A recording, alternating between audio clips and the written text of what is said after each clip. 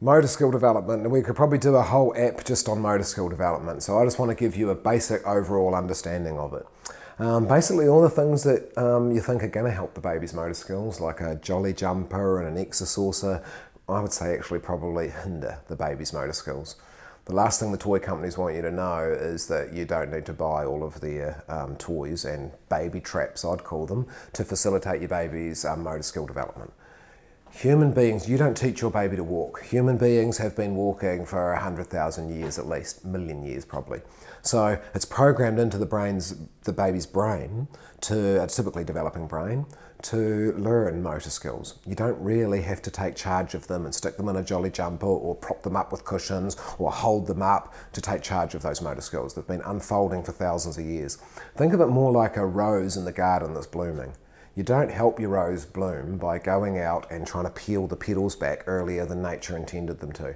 You equally don't help your baby in their motor skills by standing them up before they're ready, by propping them up with cushions and making them use their sitting up muscles before they've developed all the muscles that they would use from lying on the floor to getting to a sitting up position. Basically, just let that flower unfold naturally. Help the baby with their motor skills and support the baby's motor skills, but largely let the baby be in charge of their motor skills.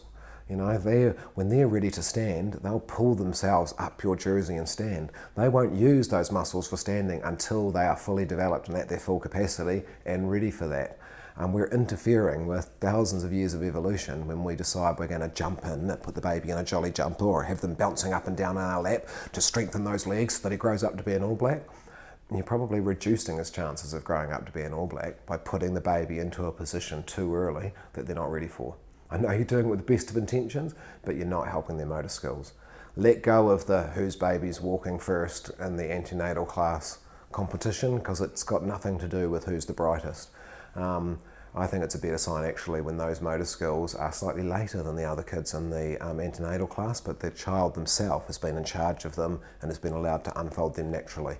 That'll be the child that I would bet has the best motor skills overall.